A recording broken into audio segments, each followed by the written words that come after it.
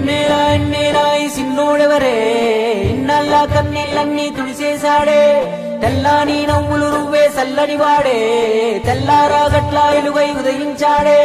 సూపులకి సిన్నోడేమో పసిపిల్లోడే రేపటి ఆపదలే తీర్చేవాడనిపిస్తున్నాడే నాయకుడు అంటే అచ్చం విట్టుంటాడే అన్నా నానుడికి సరిగా ఇతడే సరిపోతాడే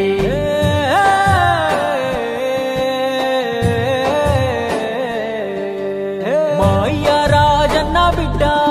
అన్న చూస్తాడు మా మంచి చెడ్డ గర్వించే మా తెలుగు గడ్డ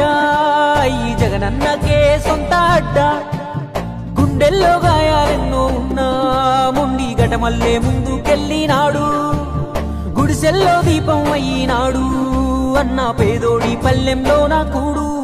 నీ పేరు వింటే పేద తల్లే మురిసిపోయెనయ్యా నువ్వు చేరదీస్తే రాయి కూడా కరిగిపోతదయ్యా తరతరములు యువతరముకు నిధి నిండు స్ఫూర్తి కదా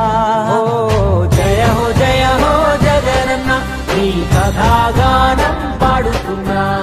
జరిగినది మన కళ్ళ ముందే ఇది కవుల కల్పన కాదురన్నా మా అయ్య రాజన్న బిడ్డ అన్న చూస్తాడు నా మంచి చెడ్డ గర్వించే మా తెలుగు గడ్డ ఈ జగనన్నకే సొంత అడ్డ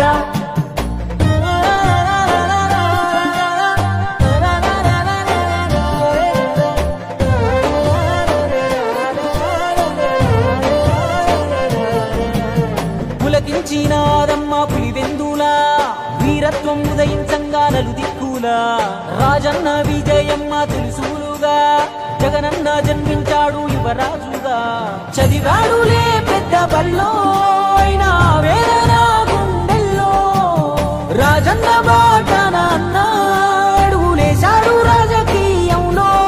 మట్టి గాథలు రైతు బాధలు అన్ని చూసే రాజన్నతో